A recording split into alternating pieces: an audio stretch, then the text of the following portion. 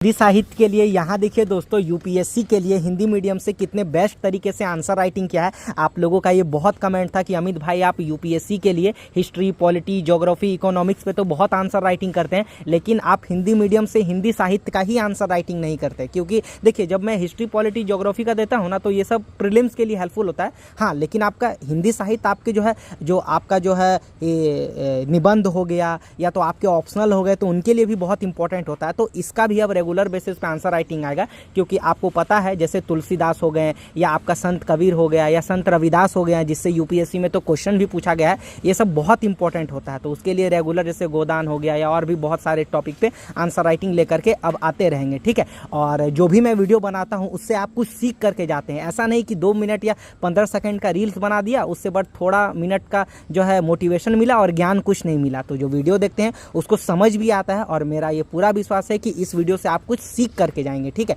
जैसे कि यहाँ पर देखिए क्वेश्चन क्या कहा गया है कि तुलसीदास आज भी उतने ही प्रासंगिक है जितने अपने समय में थे। तर्क सहित उत्तर दीजिए 150 शब्द में। यानी अपने समय के तुलसीदास के जो विचार हैं आज के विचार से लेकर के समाज को कैसे प्रभावित करते हैं उसके बारे में कहा गया है। जैसे एक रॉ लाइन यहाँ पर बना लिया है, जैसे आदर्श समाज, और यहाँ पर एक पारिवारिक और नैतिक मूल्य हो गया, फिर यहाँ पर एक लोक मंगल की साधना हो गया, फिर मानवता हो गया, फिर एक छोटा सा निष्कर्ष देकर के आंसर को लिखा है। जैसे कि आंसर में गोस्वामी तुलसीदास हिंदी साहित्य के आकाश के वे सूर्य हैं जिनकी रश्मियां आज भी समाज का मार्ग प्रशस्त कर रही हैं।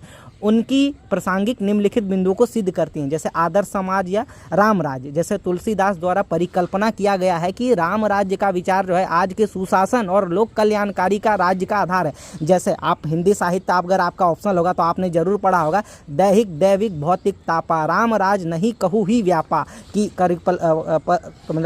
परिकल्पना की गई है। और इसका मतलब होता है कि शासन में बिना कष्ट या बिना भेदभाव के शासन एक सुशासन हो, ठीक है। फिर पारिवारिक नैतिक मूल्य, जैसे वैश्वीकरण के दौर में जब पारिवारिक संस्थाएं टूट रही हैं, तब तुलसीदास के पात्र जैसे भरत का त्याग हो गया, राम राज्य प्रति प्रेम कर्तव्य हो गया, और बोध और नैतिकता का मर्यादा हमें पाठ पढ़ाता है। फिर यहाँ पर जैसे लोक मंगल की साधना में से तुलसीदास ने स्वांत सुखाया होते हुए भी बहुजन हिताय पर ध्यान दिया है। जैसे संघर्षपूर्ण समय में उनका समन्वयवाद और सामाजिक सौहार्द के लिए अनिवार्य बताया है उसको, कि बहुजन के लिए हम हित पे कार्य करें। फिर मानवतावाद को लेकर के जैसे उन्होंने जाति पाति से ऊपर उठकर जैसे सबरी और केवट पात्रों को गले लगाया और समावेशी विकास को आगे बढ़ाया। फिर लास्ट में कितना अच्छा निष्कर्ष दे करके उसको खत्म किया है कि तुलसीदास केवल एक भक्ति कवि नहीं बल्कि एक लोकनायक है। उनके मूल्य का कलजाई हैं जो आधुनिक समाज को मूल्यहीन और अशांति के भंवर से निकाल